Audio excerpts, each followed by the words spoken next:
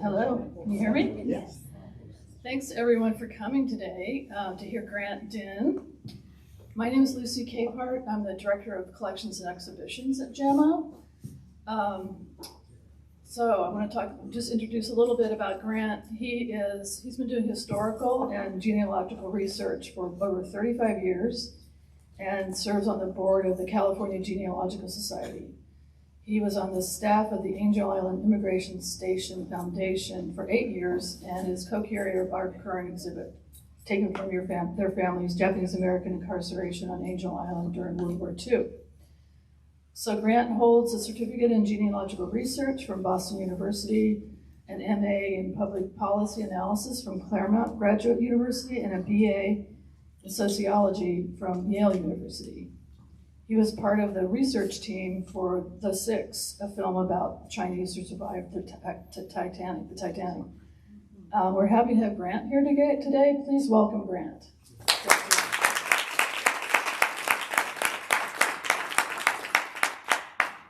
Thanks, Lucy. I really appreciate this opportunity to talk more about the exhibit. I got a chance to explore the library and see the detailed story that museum staff here put together about Gensaku Makita, who's from Portland. And so I'm really thrilled that you made it more local along with the rest of the exhibit. And just to walk around the gallery was just really wonderful, and to hear it was put together during COVID, which our exhibit was too. So, we only met in person a couple of times, but mostly it was by Zoom. And also to see Minoru Yasui's jail cell was just incredibly moving to me. So kudos to everyone for putting everything together. As Lucy mentioned, I worked for Angel Island Immigration Station Foundation for about 8 years, and got a chance to learn a lot about the stories of both the immigration stories and then later the World War II stories, which I had never heard of. And we'll start right now. So this is a photograph, maybe a little bit staged, of a number of immigrants coming off the docks at Angel Island, including some picture brides at the front. You can see. I'll be talking about the immigration history, Japanese immigration history on the island, as well as the World War II history, which is covered in the exhibit. And I'm hoping most of you see the exhibit. Okay, good. If you haven't, be sure to go over there. Okay. So here's another picture of everyone looking real happy. And oftentimes when boats with people from across the Pacific would come into San Francisco Bay, people would transfer in the middle of the bay to these ferry boats, which would then go on to Angel Island, where they'd be processed. And Angel Island was in operation between 1910 and 1940, using Ellis Island as kind of as a model for an isolated location where people could not escape easily, and would be isolated from their friends and family who would possibly help them out during the immigration process. So this is what it looked like in 1910 on the left, and if you go today, you can still see the building. And I won't get into the whole preservation process, but starting 1970, there's been a wonderful effort to save the building and to tell the stories. And a man named Alexander Weiss got it started. He was himself a refugee from Austria during World War II. His family fled the Nazis. He came to the U.S., became a freedom rider in the South. And so when he was a ranger and heard about the writings on the walls of the building, he started checking it out.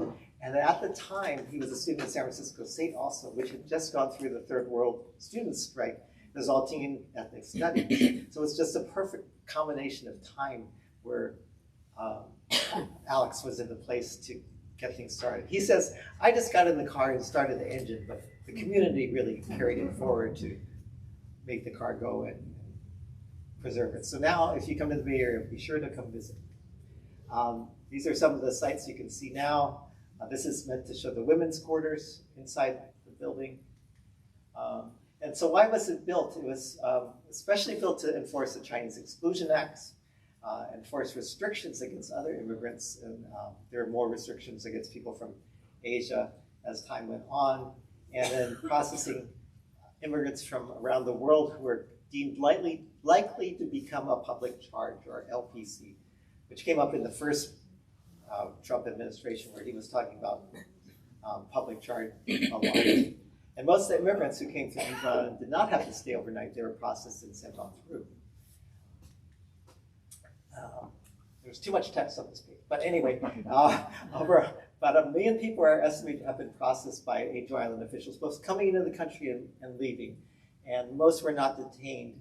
But those who were detained included at least 100,000 Chinese. We don't know exactly how many Japanese came through, but there are at least 9,000 case files of Japanese immigrants who came through. A lot of people were questioned on board ship, and so they never set foot on the island. There are also people from all the other countries listed: South Asia, Russians and Jews, Koreans, small number of Filipinos, and after Philippines were on the path to become independent in 1934. Altogether, people from 80 countries came through Angel Island. So we've got documents in the National Archives for all those people. And sometimes people call it the Ellis Island of the West, but it really wasn't Ellis Island. It's more of a welcoming place. You got the Statue of Liberty.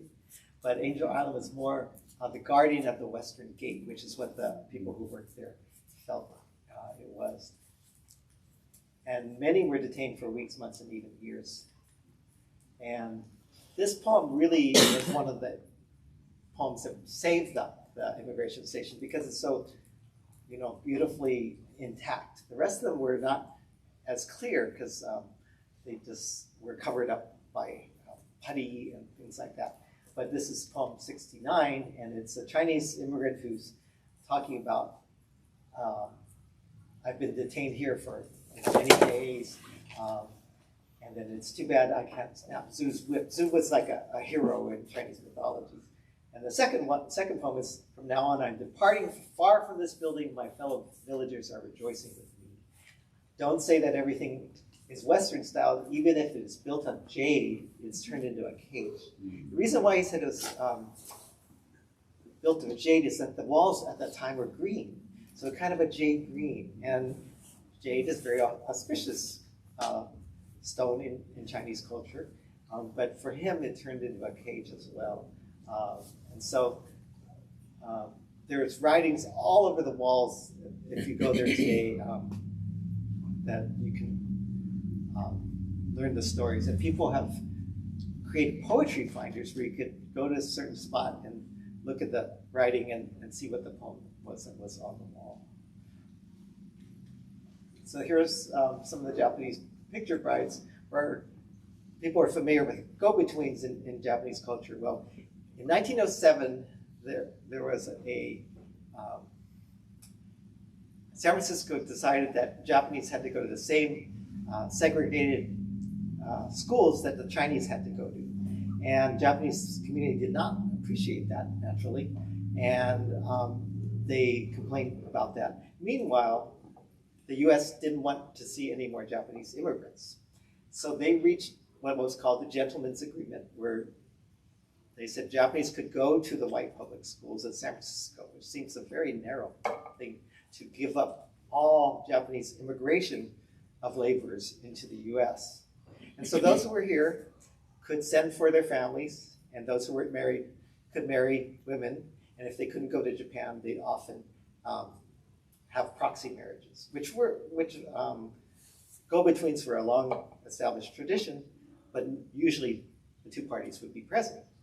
In this case, they'd send their pictures. And a lot of you here know about the stories, but if, in case you don't, they would send their photographs, and then when they came to the U.S., the women would hold them up and look for the man, and the man would look for the picture of the woman. Actually, usually the women would come through Angel Island and be questioned there. So, and I always joke, which I've heard is true sometimes, that the women would see a picture, and sometimes the man would send a picture of him 10, 15 years before, or their better looking younger brother, or something like that, which, probably happened. I'm sure it happened. So there are other people who came through. These are Jewish refugees from Nazi Germany.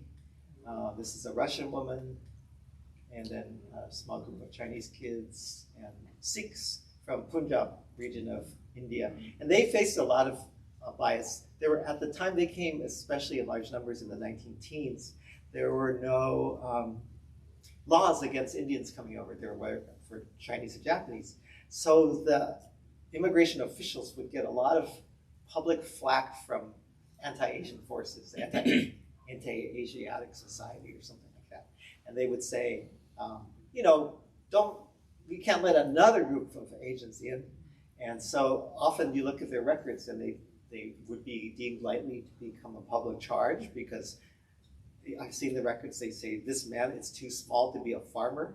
You know, he's too scrawny looking. And what was his occupation in India? He was a farmer. So, you know, you see all these files and it's just like, you know, so much racism went into keeping them out. So, some of the Japanese immigrants and US born who came through the island, on the left, you can see Fred Kuromatsu's parents. Mother was a picture bride. And the second one is Ben Kobashigawa, whose father taught Asian American Studies at San Francisco State. Next to him is Ko Kotano. Her son, Harry Kitano, went on to become an Asian American Studies professor. Her daughter, Chizuyama, was an activist in the San Francisco Bay Area. And on the far right is, oops, oh, I thought I had another picture. Yeah, I don't remember if that was the person. Oh well, anyway, I'll get into more detail in a second. So the Japanese population in the US grew quite a bit between 1880 and 1910. And I mentioned about 85,000 arrived in San Francisco, but many were processed on the ships. I mentioned the gentleman's agreement. Picture bride system lasted from 1907 to 1920 when it was ended.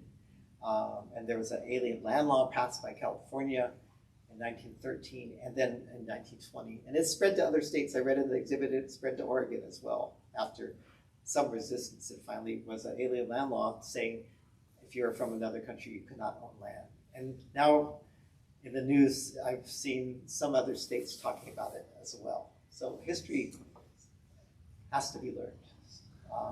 Not that it won't repeat itself, unfortunately.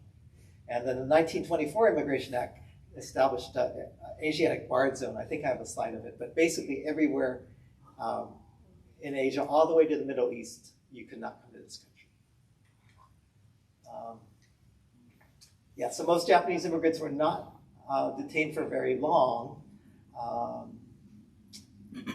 But one thing I always like to point out is the Naturalization Act of 1790. We'll be talking about laws written in the 18th century a lot today, but that law said only free white persons could become naturalized. And because I think later it was interpreted to mean people with land, it basically was free white men who could become naturalized in this country.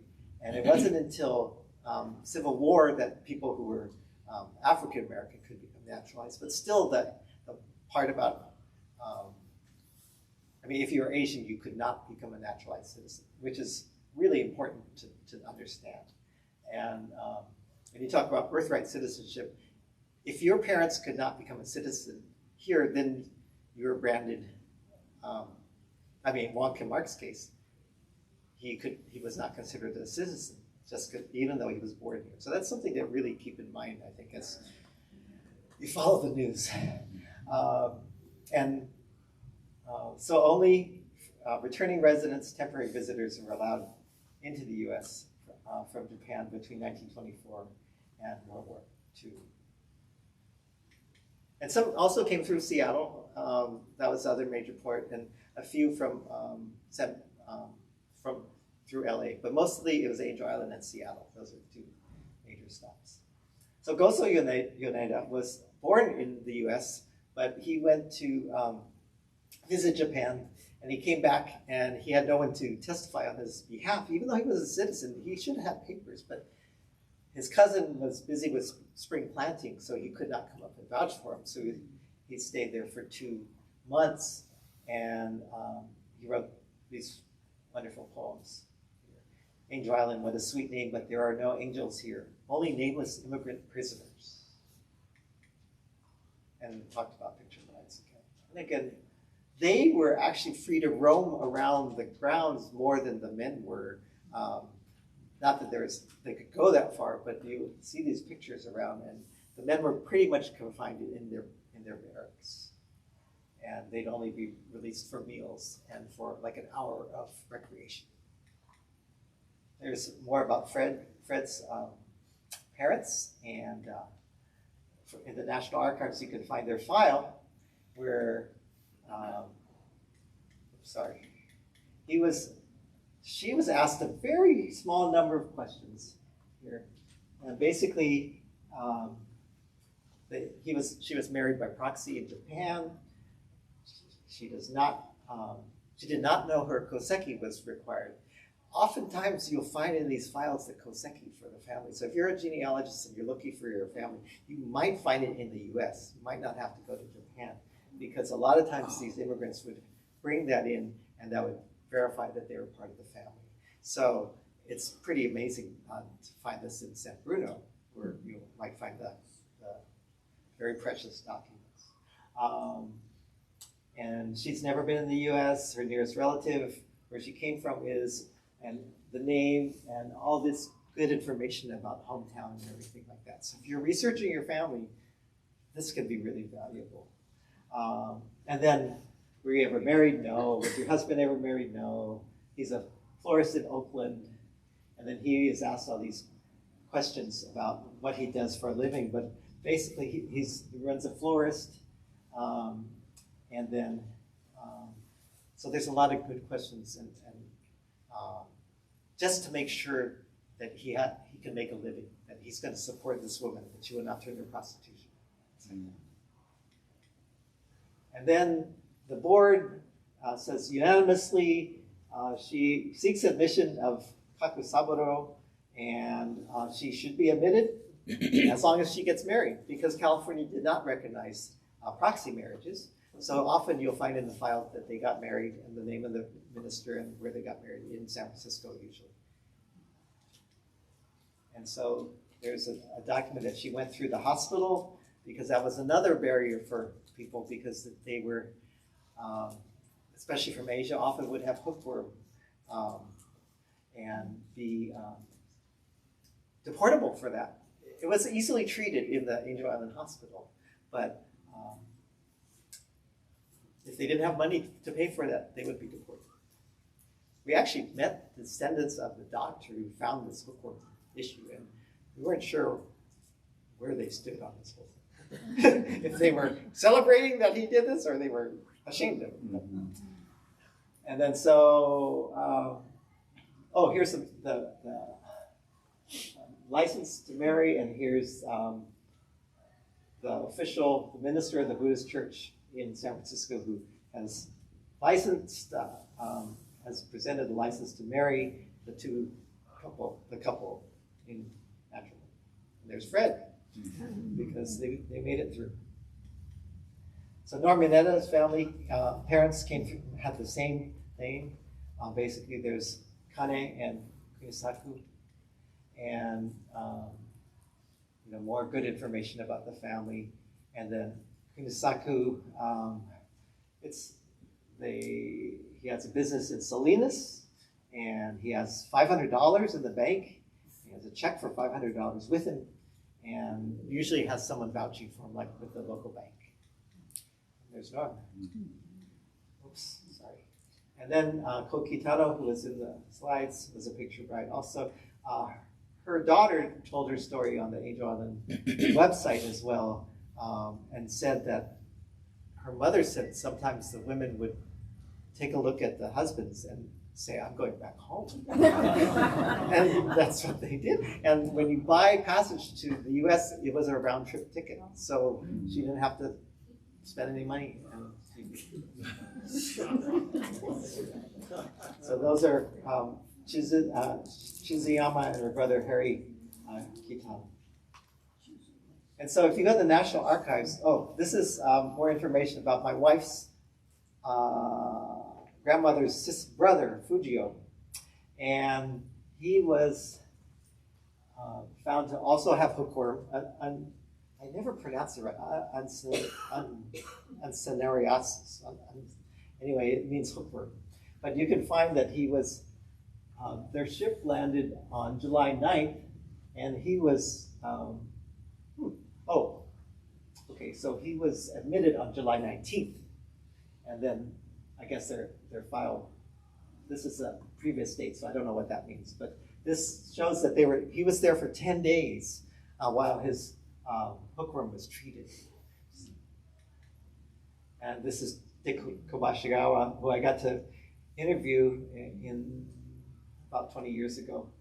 And he talks about the food was terrible. The soup was smelly, made from old meat. The rice was steamed but hard. I couldn't eat.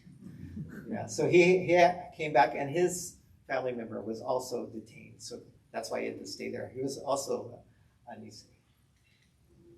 So recent discoveries are really interesting. Charles Egan, who's a professor at San Francisco State, noticed this writing, and it's actually Japanese writing by a man named,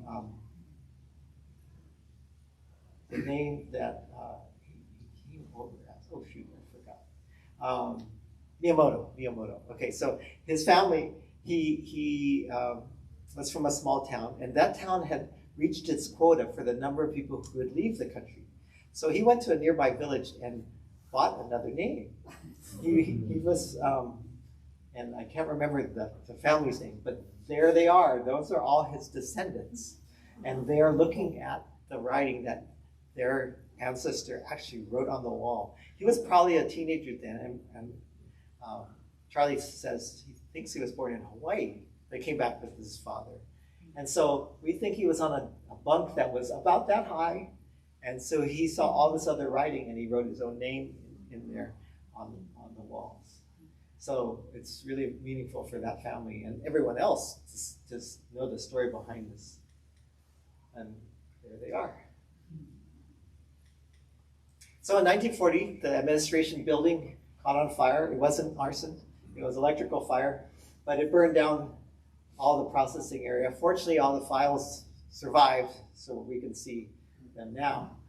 But there's the barracks behind it, and that did survive. But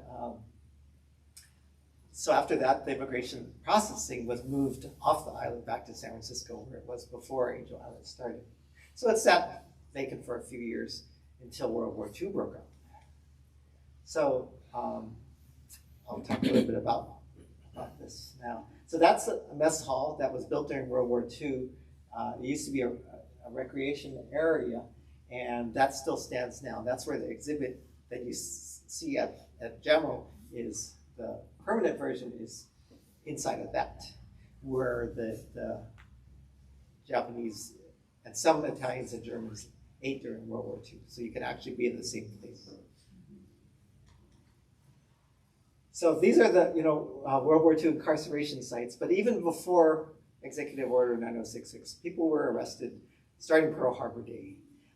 People who were citizens of Japan. And remember, people couldn't become naturalized if you were a Japanese immigrant. So they were subject to the Enemy Aliens Act of 1798, which was part of the Alien and Sedition Act, which I remember vaguely from studying it in junior high. But that said that during times of war, people who were not citizens could be arrested and deported or questioned or anything like that. And there is a resolution which is mentioned in the exhibit at JAMO that you have about the ability to just round people up and just take them away. So people were arrested on Pearl Harbor Day and the days following it.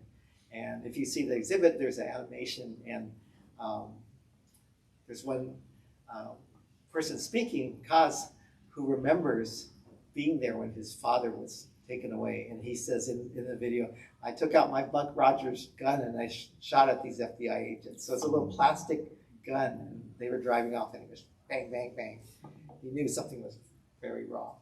So you can see Angel Island is just one of many sites, and there's Puyallup and Mini Delta, where a lot of people from Portland went, Portland Assembly Center, and places all over the country. But these were run by the Department of Justice, and also Department of Army ran the Angel Island site.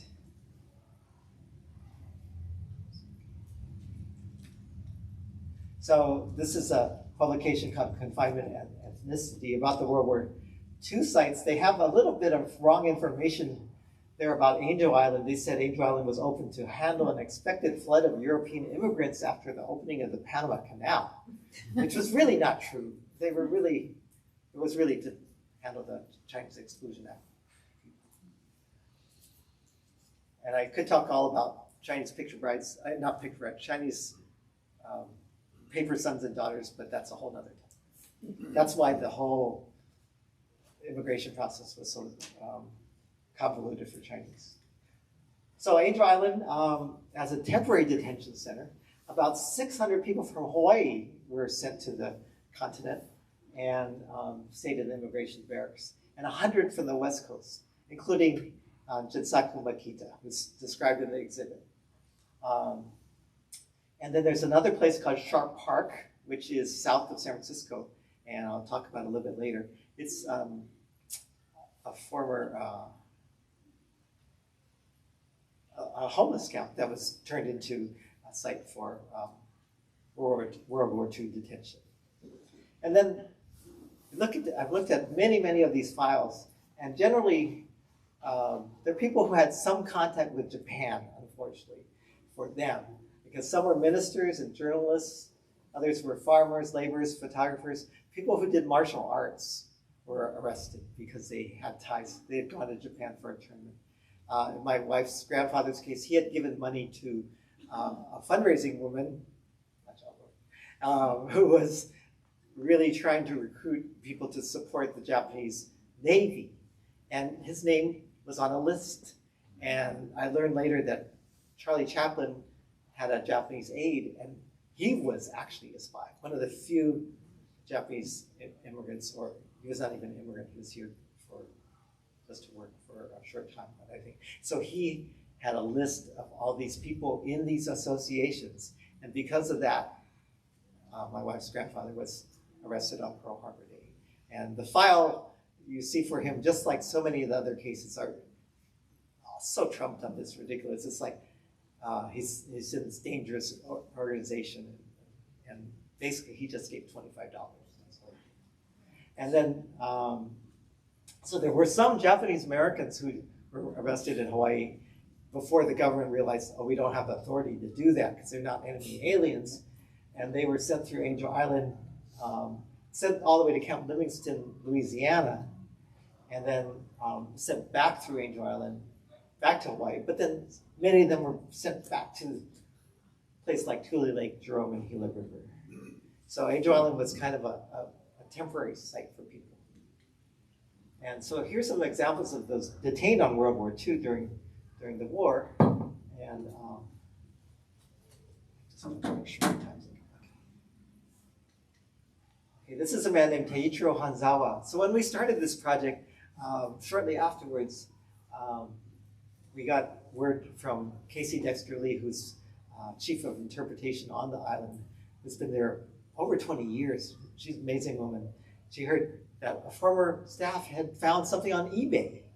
They were letters written by someone who was held at Angel Island and I believe Lawrenceburg, New Mexico, and they were for sale.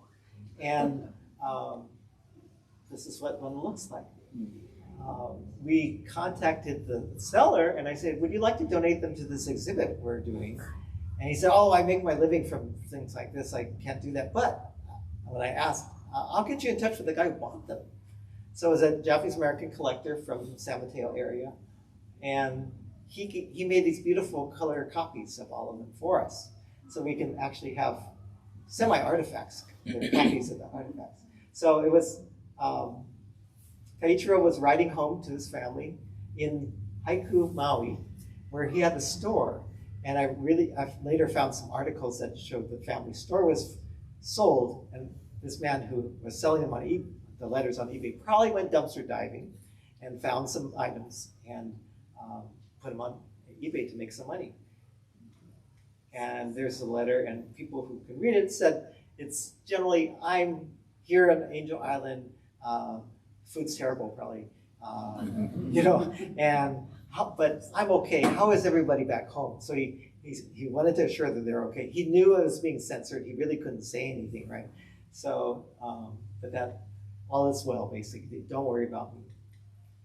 But here, so we found his file in the National Archives, and some of the questions he's asked, well, these are the board of, what's it called?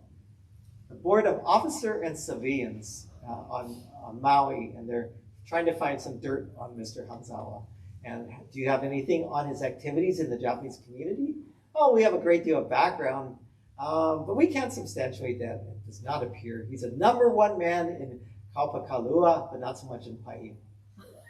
What does that mean? You know, it's like, how good is your information on celebration of the emperor's birthday?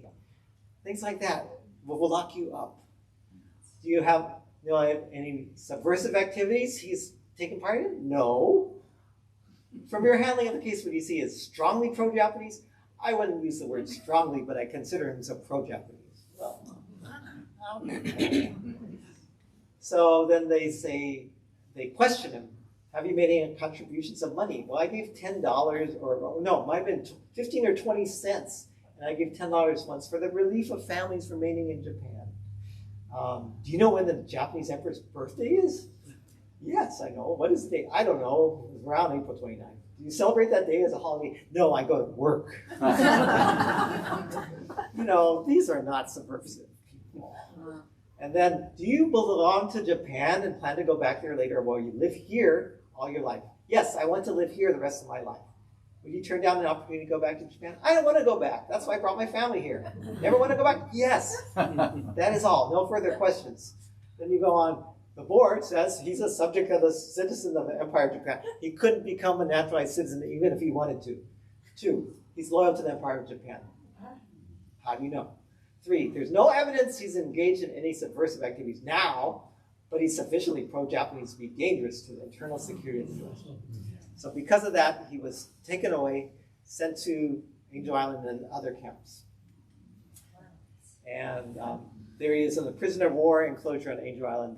The internees were also in a building that housed prisoners of war. The first Japanese prisoner of war captured outside of Pearl Harbor was also sent to Angel Island. But there he is. And then, so he was on Angel Island for 12 days and then spent about a year in Lawrenceburg, New Mexico. And there he is with his fingerprints. He's 55 years old. And there's more documents. Yasuno Soga was a really interesting story. He was 69 years old. He was a journalist in Japan, and so in Hawaii. So the questioning is really interesting in his case. So 3 members of the board say he's not been anti-American. He's been as good a character as you could be expected, bearing in mind that he was born in Japan. So they feel he should be paroled to some responsible party. But there's a chief of staff for military intelligence, the district intelligence office at the FBI said, we do not concur in the recommendations of the civilian members, and we recommend that he be paroled. It's basically a kangaroo court. Whatever the military people want, go. So there he is on Angel Island. He was later sent to Lordsburg, and probably to Santa Fe. Yeah, to Santa Fe. So many people ended up in Santa Fe as the last camp they were in. So Japanese Cultural Center of Hawaii has really good database on their website that you can find just about anyone from Hawaii and find out where they went. And they have photographs and everything. They did a wonderful job.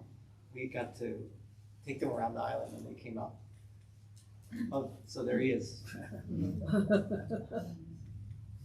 So Soga was a journalist, and then he wrote a book about his experiences, which is really fantastic. This has a whole chapter on his 12 days on the island. But like many, he became a naturalized citizen in the 50s. When he was in his 70s, he became a citizen of the U.S. when Japanese were finally able to after 1952. Chokichi Sato, I call a double angel because he came through Angel Island when he came for the first time to this country as a student.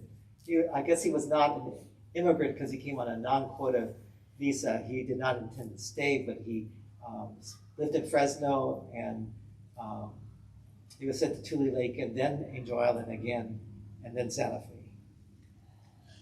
And you can see all the places they were sent. It's just incredible. So San Francisco, Sharp Park, which I mentioned, Fort McDowell, which is the Army base on Angel Island, Lordsburg, Santa Fe, and then reunited with his wife in Jerome in Arkansas, and then Tule Lake, and then repatriated. So he was one of the people who were repatriated because he had a student status, not an immigrant status. Reverend Motoyoshi is the father of two of the people in the video, both Kaz, the young one who shot the Buck Rogers gun, and his sister, who was born in Tamfran camp, his sister Miyuki. And he was a minister in Alameda, which was considered a dangerous place. So even before he was sent away, his family was sent to Niles, which is more rural area. And you can see all the places he went to. And then a lot of times these files that are in the National Archives have really poignant letters. And there's one in the exhibit of Masao Makita's writing to the person in charge of the camp saying, we miss our dad. How can we be a family without our dad, basically? So in this case, Reverend Motoyoshi writes, my family is being broken. Permit me to be reunited with him at a family camp. And then I think it took a long time before he was finally released. George Hoshida's case is really interesting. Let me see if I have slides. Okay.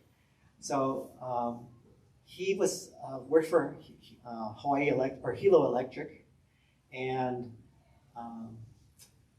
fortunately for all of us, he was an artist. So he sketched his way through all the camps he was in, sketched people he met, sketched scenes like this. He has the only known painting illustration of Angel Island that we've seen for anyone either during the immigration period or during the war. So this is very rare. It's in the collection of the Japanese American National Museum, and we license it from them. But this is the dock. You can see this is the storage shed. Up on the hills, that's the barracks where he was sent. And this is the temporary building that was up during World War II to replace the burned down building. So George Hoshida's story was amazing. And he kept an extensive diary, and so did his wife. And Heidi Kim from University of North Carolina published this book, which has their diaries in them. She left out the Angel Island chapter, though, because I was really disappointed. But this is a scene on Kilauea, one of the camps, which is now part of the national park there, and that's where he was sent there. The Hoshidas have a really sad story because they had, I think, 4 or 5 children.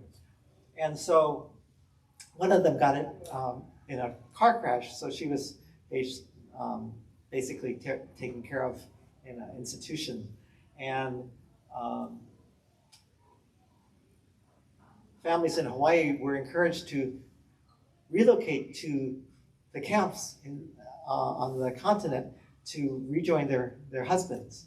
So she took them up on their offer, leaving their disabled daughter behind. And so she and the other kids came through Angel Island, I believe. We found some writing about that. And on her way to join her husband in Jerome, Arkansas. So they were held there for a long time before he finally came. He was not released for about a year until after they arrived. So, he got stuck in all kinds of paperwork. And a woman named Patsy Psyche has a book called Gambare, and in it she talks about that the women from Hawaii felt really ostracized from the women from the continent, right?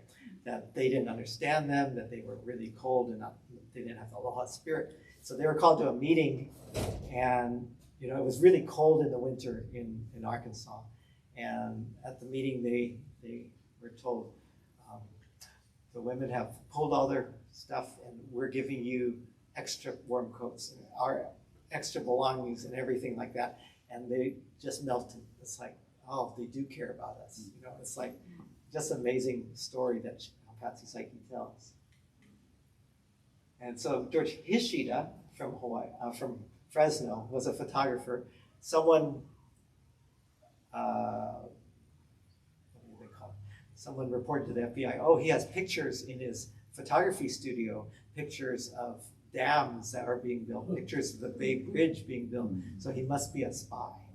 And so basically he was taken away from his family as well. And this is a letter from him saying, can you really unite me with my family? I didn't do anything wrong, basically. And then that's a picture of him and his wife, the marriage picture. And then daughter Grace, when the family, after the war, I think they were possibly going to be repatriated to Japan. And she wrote this whole article about her experiences. And, what does it say? I wanted to relocate to Fresno, and here we are to be deported.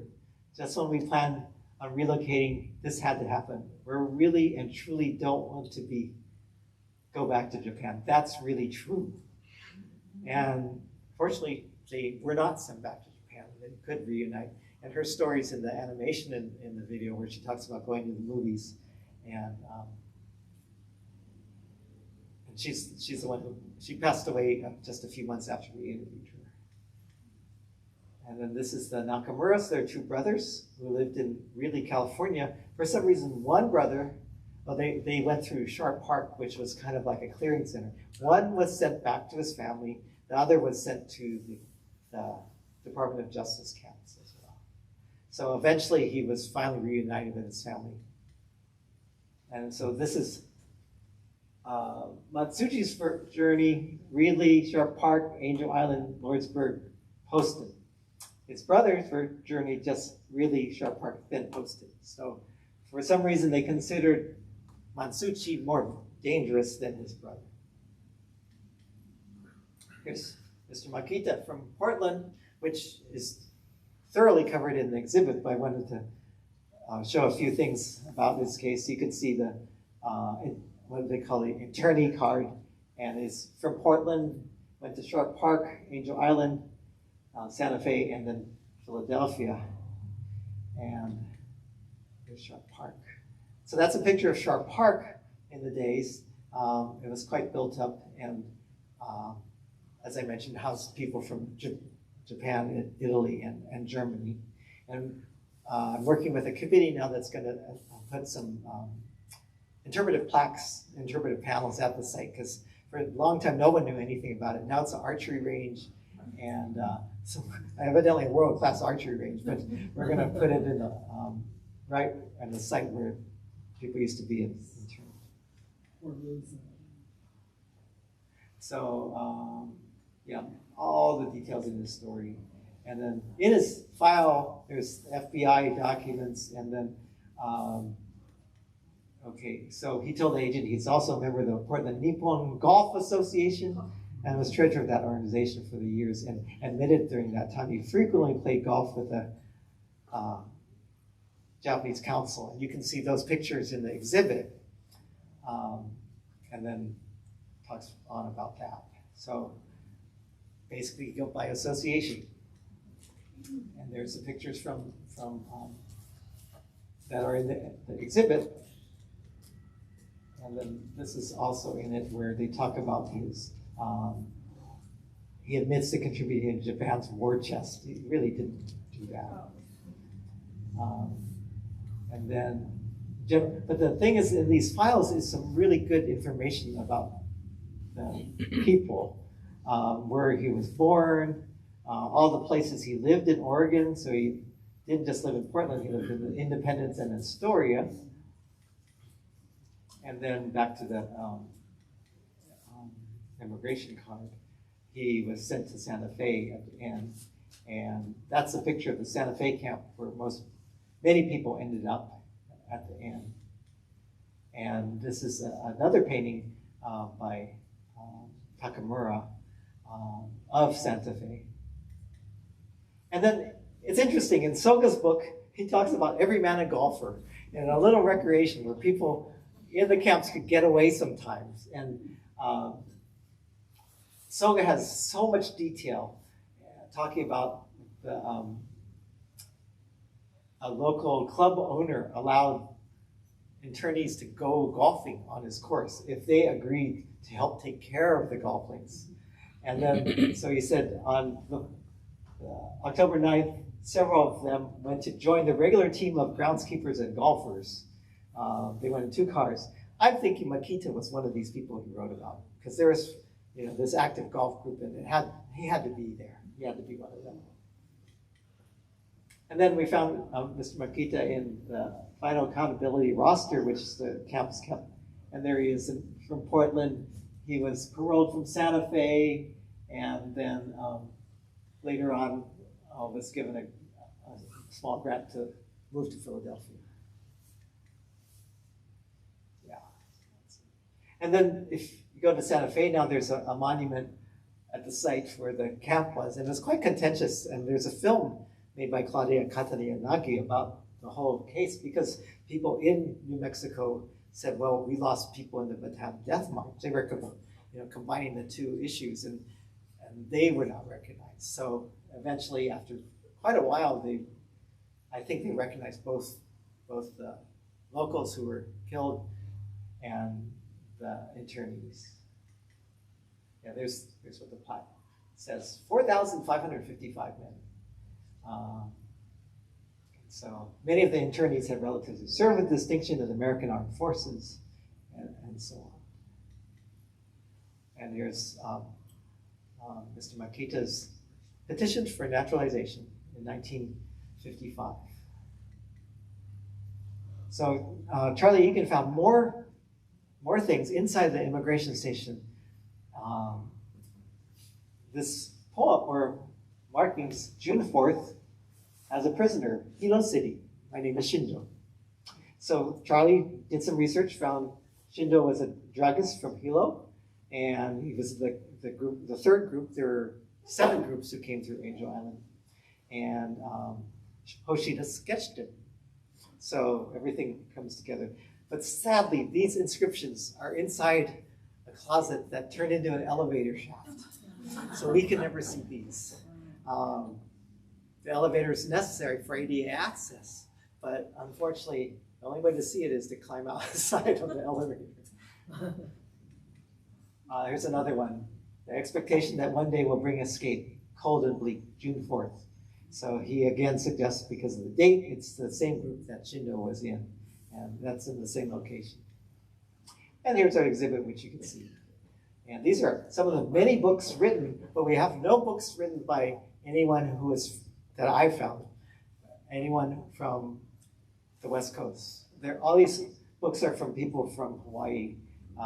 Soga, Furuya, Ozaki, and then if Gail Okawa has a really good book about all the people from Hawaii who were interned on the continent.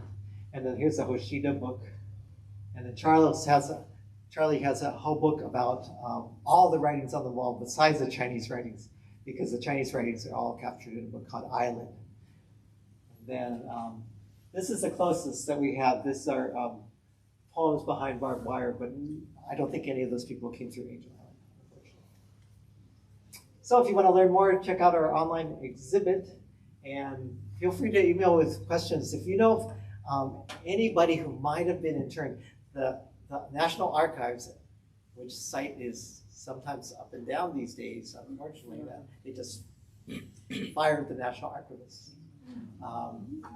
I don't say they, but well, Trump and Musk fired the National Archivists because they had gone after Trump's handling of documents. So you can look up internee cards. They're all scanned and online now, which is really fantastic. So Makita's card is in there. The entire files that go with it have to be requested from College Park, Maryland, but they're easy to get. They charge a fee for scanning, but it's worth it. You know, if you have a family member there and it costs $150, get it. So I invite you to come to Angel Island if you're in the Bay Area, and you can also see the Military Intelligence Service Learning Center, which my wife's organization runs, which is in the Presidio, which that building is located just less than half a mile from where General DeWitt issued the orders, the incarceration orders. So I hope you have some questions for me.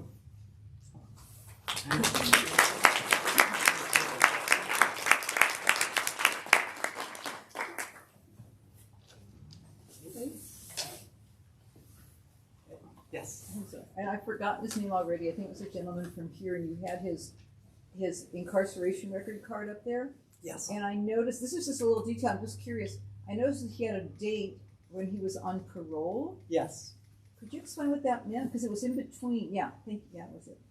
When they were, yeah. It was between Santa Fe and going to Philadelphia. Oh, yeah. Yeah. I see. And then it says for parole for travel. Yeah, they were released, sometimes parole for good or parole for travel, when they were released from the INS custody. And sometimes they were paroled and then sent to the War Relocation Authority camps.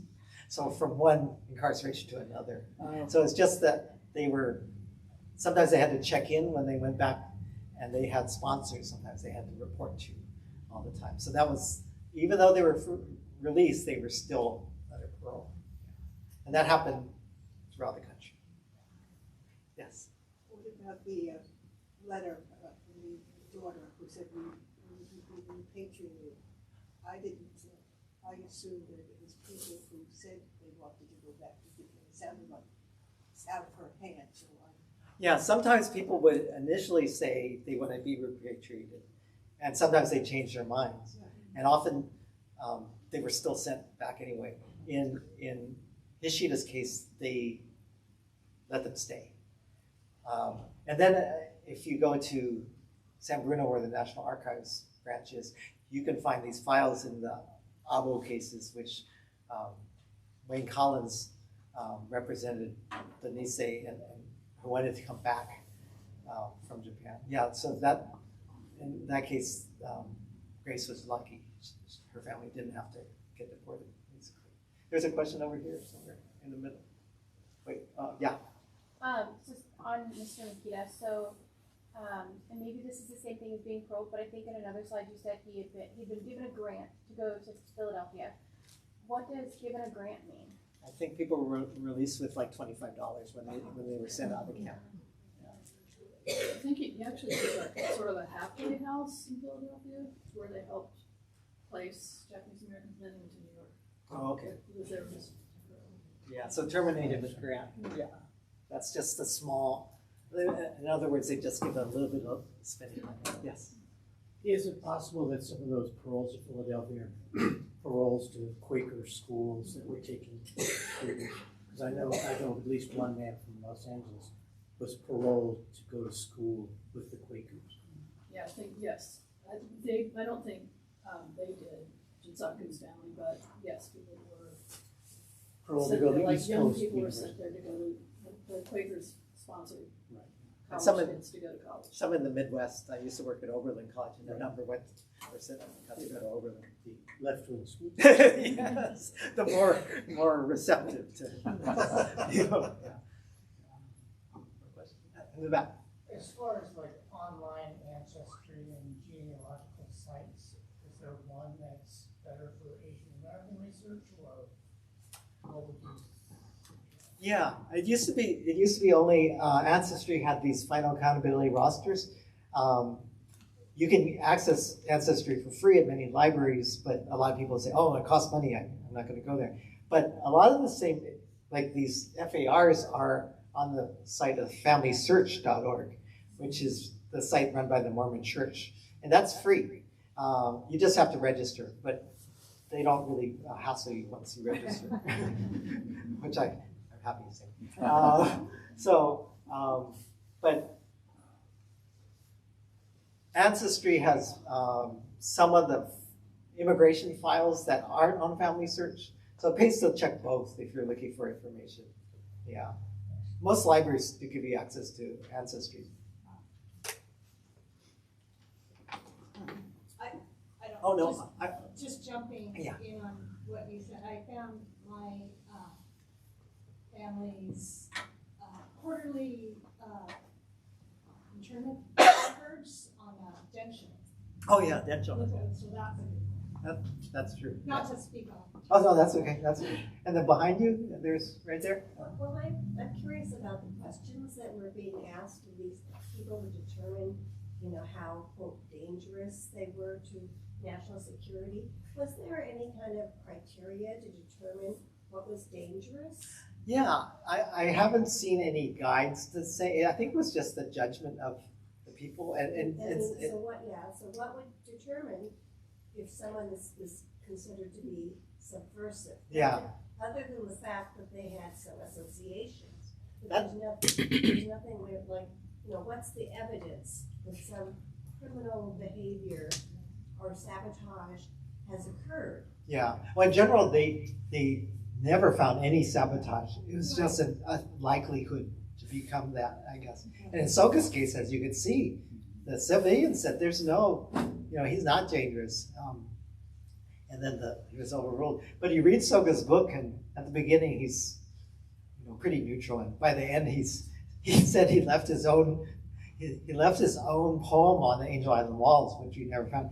So we are Japs. Let us stomp defiantly over this country, or something like that. So his incarceration experience just made it worse, for people, because they, if they had any sympathies for Japan, it was certainly exacerbated by their experience.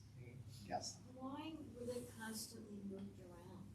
Yeah, that's a good question, because they were moved around a lot, and you look at the charts, and I think it's so they would. I think I read something that so they would always would never. Yeah, I don't know why exactly, but it was. Kept off base. Yeah, to keep them from being comfortable, or so people couldn't. Maybe unfindable. Yeah, unfindable. Yeah. Any other questions? I'm happy to talk afterwards as well. Yes. At the end of the war, in 45 and 46, did Angel Island continue to function in terms of the repatriation, but also in terms of the processing of people moving them across the country? Good question. Yeah, no one actually, they didn't use it after that. After everyone was processed, it was a POW camp for a while also, but after the war, pretty much no one thought about it. It was still under the federal government's jurisdiction, but in the 60s, well, it also became a Nike missile base. The whole history of Angel Island as a military location starts way back in the Civil War, when there were thoughts that the Confederates would try to invade California to steal the gold, and they built Civil War base now. So you can go and see reenactments of cannon fire and things like that when you go there. But it continued that way. Spanish-American War, World War I, World War II. So, but after it was used in World War II, it basically sat empty and went into disrepair and was scheduled to be torn down to build a picnic site. It's a beautiful location. But fortunately, Alex and his friends got to work to save it. Yeah. Yes. I'm curious if you could talk a little bit about the process of the kind of developing the exhibit. What were maybe some of the challenges or debates about what should be in or out, or how to tell the story? Yeah, we had a kind of a focus group before where we had people from my wife's organization, the National Japanese American Historical Society, JANM, Japanese American National Museum, our friends in Hawaii with Japanese Cultural Community Center, Japanese Cultural Center of Hawaii, and some descendants. A friend, Mark Shiganaga, who his grandfather was on, and kind of pulled them together and said, well, what do you want to see? How should we do it? How should we tell the story? And we tried to tell it for people who are just stopping by, because when you're on an Angel Island tour, you often are sent from place to place, don't have much time. So if they walk in the room and walk out, what are they gonna say? And then if they have maybe 3 minutes, and then the serious people for 30 minutes, you know, and then you spend more time looking at the whole slideshows and things like that. And so a lot of discussion, but one of the things that came out was, don't show any mugshots. I mean, we don't want people to be treated like criminals. I mean, they did have that, but try not to use that as our main, talk about their humanity and their as regular people. So then we decided, well, let's call it Taken from Their Families, because that really hits home that people were like, and we were lucky to get Kaz's story where he saw his dad being taken away. And then Grace's story where she came back and from the movies and her father was gone, taken away from his place. So I think that was the main key, that like what we would tell is, we'll provide a lot of facts where they were sent, but try to get their human stories as well. Yes? Did they take away an entire family at once, or was it Not- always not- just the man? Yeah, not in these cases. They were just the man, and often there's separated like that. But wait, that's not entirely true. The people on Angel Island, we found some Sharp Park stories where the mother was taken to Sharp Park, and the father was taken to a Department of Justice camp. So, and this, I don't know what happened to the kids. They must have just gone with someone else. But yeah, it's really tragic that way. But yeah, so it's almost always just one person, usually the male. In the Ebisu case, she was a laundry worker, and I think she taught Japanese classes. That's why she was taken. Just no sense. Yes? Where was the safety line drawn through Oregon, Washington to California, that Japanese on one side were safe and Japanese on the other was not? I've seen maps. I can't draw it for you. I can find one for you. But yeah, there was a line down kind of like the eastern part of Washington and Oregon. And if you're east of that, you didn't have to go. And Like east of Hood River. oh, okay, good. Yeah, so east of Hood River, you were okay. And Ontario, Oregon was fine. You could live there, but yeah, so it kind of goes after, I think it's after Hood River. Okay. Could you repeat that, please? Yeah. The line where you would be incarcerated or you wouldn't was, I think it was drawn from Hood River down. So anything west of Hood River, you would have to go to the Assembly Center, but east you did not. The map was on one of your slides. Oh, was that? Yeah, Not? there was a map that had the exclusion zone Oh, okay, darkened in. Good. on one.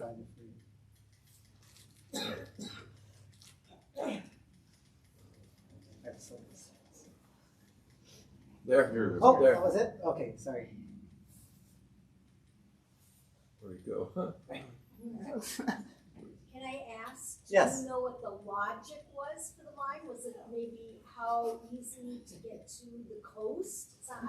There. Yeah. Probably the proximity to the coast. Yeah. Yes. Part of the answer to why, what was the rationale, I think the question was, the boundary or the line across Oregon and Washington State was drawn by the Army, and it was determined that so many 100 miles in from the coast would be a military zone, and east of that would not be a military zone. Thank you. Yes. So the internment camps in Idaho, it's bizarre that Japanese Americans would be interned there with free Japanese citizens surrounding them. Would that be correct? Yeah. Yeah, That's there were people, democracy yeah. level. Yeah. I saw a film recently about the so-called free Idaho experience. Yeah, it was in the Films of Remembrance in San Francisco. Yeah, okay. Where may we find more artwork that George? The Japanese American National Museum has a whole feature about him. So if you search for his name, you'll get to the pages about him. And What was the question? I'm sorry. The question was, where would we find more pictures, illustrations, and artwork by George Hoshida? And the answer is just go to Japanese American National Museum's website, and they have a whole gallery set up online. And it was donated by the children of George, and they make it available. See, the question?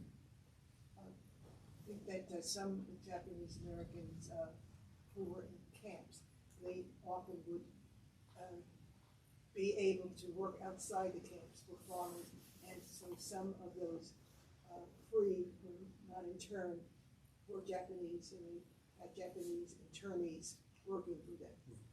Sometimes. Right.